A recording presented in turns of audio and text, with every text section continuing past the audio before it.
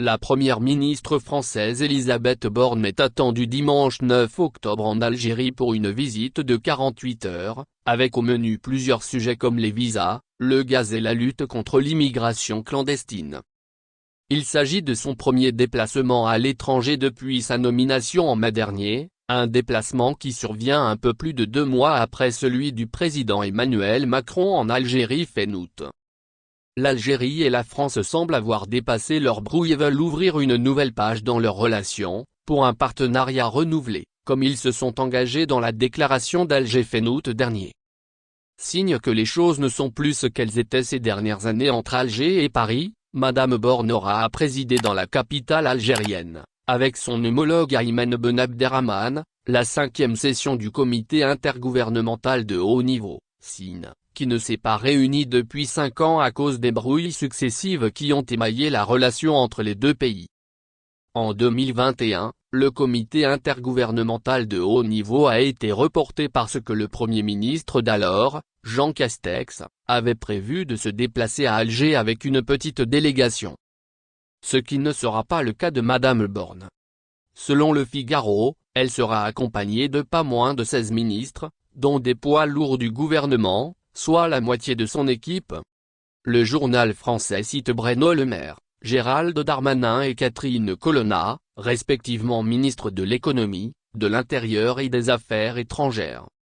Il y aura aussi les ministres du Travail, de la transition énergétique, de l'éducation et de la culture ainsi que plusieurs autres membres du gouvernement et des hommes d'affaires. Le déplacement d'une forte délégation française en Algérie dénote à la fois du réchauffement des relations entre les deux parties, de l'importance accordée à cette session du comité intergouvernemental de haut niveau et de la multitude de sujets devant être abordés. Tous les sujets seront abordés, assure ATSA une source proche de la visite. Visa Algérie, France, possible dénouement. Il s'agit d'un processus de normalisation à tous les niveaux, indique un ministre français cité par le même journal. Lors de la visite d'Emmanuel Macron en août dernier en Algérie, plusieurs secteurs porteurs et prioritaires ont été identifiés pour relancer le partenariat économique, à savoir le numérique, les énergies renouvelables, les métaux rares, la santé, l'agriculture et le tourisme.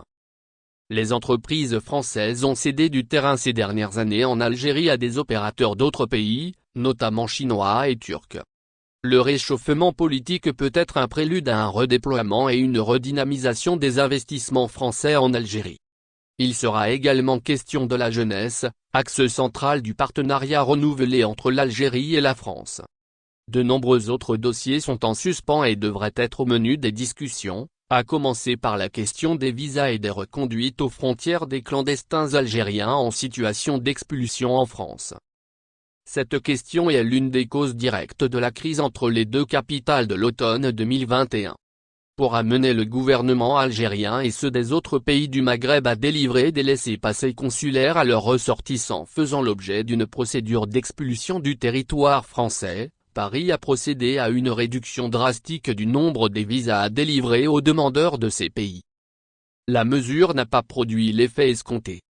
Elle a au contraire aggravé la crise et même le ministre de l'Intérieur Gérald Darmanin a fini par reconnaître qu'il ne s'agissait pas de la meilleure approche. Cette question pourrait connaître son dénouement lors de la visite de Madame Borne en Algérie, selon nos sources. La question de l'énergie est aussi inévitable, à l'approche d'un hiver difficile redouté en Europe à cause des incertitudes sur les livraisons de gaz russe.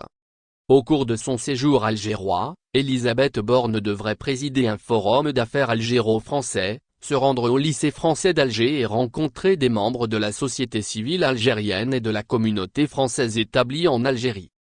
Enfin, geste très symbolique sachant les frictions entre les deux pays sur la question mémorielle, la première ministre devrait déposer des gerbes de fleurs au sanctuaire du Martyr et au cimetière chrétien de Saint-Eugène.